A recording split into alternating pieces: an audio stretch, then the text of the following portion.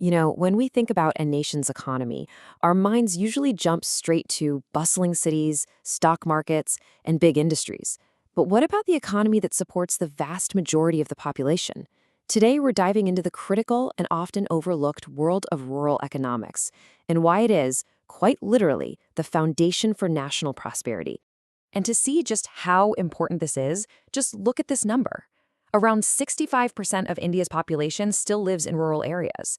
That isn't just some small segment of the country, it's the bedrock.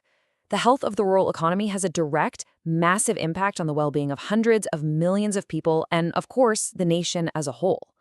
So, to really get to the heart of this, we're going to break this down into 4 parts. First, we'll get on the same page about what rural development even means. Then, we'll uncover this really persistent cycle of challenges that can trap millions. After that, we'll look at the specific programs designed to break that very cycle. And finally, we'll explore the big pillars needed to build lasting progress. Okay, let's start with the fundamentals. Before we can even begin to analyze the problems, we have to be really clear on what we're trying to achieve. What is the actual goal of rural development, and why is it such a monumental task to begin with? Here's the core idea. Rural development isn't just about growing more crops. It's a holistic mission. It's about the all-round improvement in people's lives. That means better income, for sure. But it also means higher living standards. Things like access to clean water, good schools, healthcare.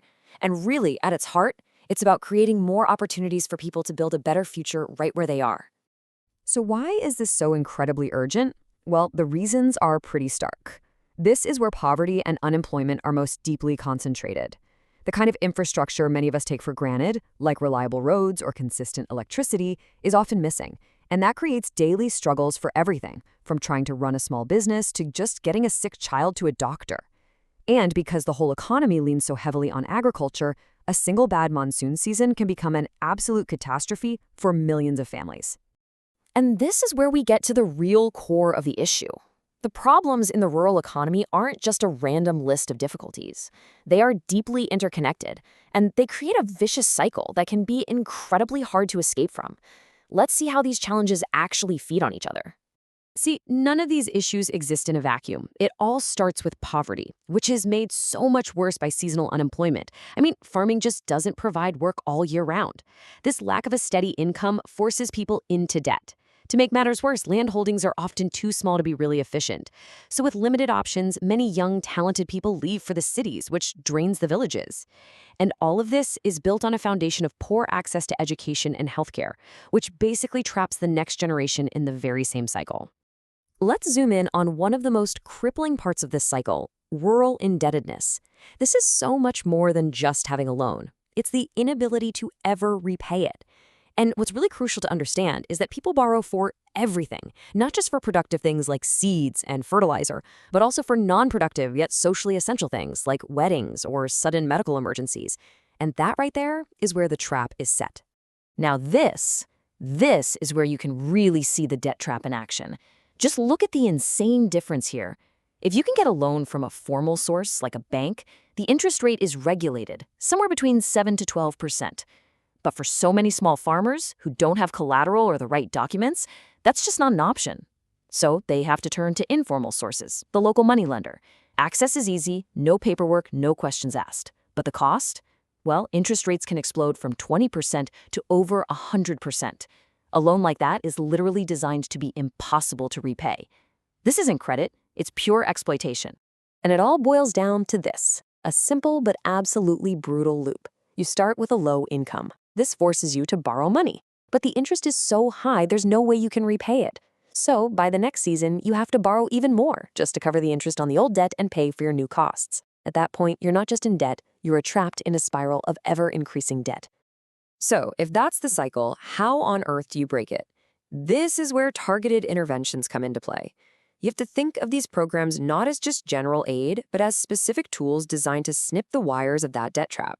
Let's take a look at how they work. Okay, let's tackle the first problem we identified, that widespread seasonal unemployment. If farming only provides work for a few months of the year, what do people do for the rest of it to earn a living? How do you create a safety net? The answer was a landmark program, MGNREGA. That's the Mahatma Gandhi National Rural Employment Guarantee Act. And this isn't a handout, it's a legal guarantee of 100 days of paid work every single year. It directly attacks seasonal unemployment by providing a reliable source of income during that lean off-season. Plus, the work itself is productive. It builds community assets like local roads, check dams, and ponds, improving the village's infrastructure for the long term. All right, on to the next massive challenge. How do you fight back against the moneylenders and their predatory interest rates? If the root of the problem is that people can't get access to formal banks, then how do you bring the banks to the people? The strategy is called financial inclusion, and a huge part of it was a program called the Jan Dhan Yojana. It's all about flipping the script from exclusion to inclusion. By allowing anyone to open a zero-balance bank account, the program gives them a foothold in the formal financial world. This gives people a safe place to keep their money, a way to receive government benefits directly without middlemen, and, eventually, a path to getting affordable credit. It's a direct challenge to the power of the moneylender. So, these programs are powerful, targeted fixes. But for sustainable, long-term change, you need more than just individual schemes. Real development has to be built on a strong, multifaceted foundation. This is where we need to zoom out and look at the essential pillars of progress. This image really sums up the whole philosophy perfectly. It's a three-pronged approach. You need economic growth, right? That means more jobs and higher incomes. You need social development, better health, education, and social justice. And you need infrastructure development, the roads, the power, the connectivity that makes everything else possible. The key is you can't have one without the others. They all have to grow together. And here are the concrete pillars that hold that vision up. It all starts with the land itself, making sure distribution is fair and that the people who farm it have rights. We've already seen just how critical access to affordable credit is. Then you have the human capital pillars, education to unlock people's potential, and health to make sure they can live productive lives. And finally, all of this is built on a foundation of infrastructure. Without these 5 pillars working together, any progress is going to be fragile at best. So, we've gone through the problems, the cycles that trap people, and the solutions designed to break them. Programs like these provide a critical safety net and a ladder out of poverty.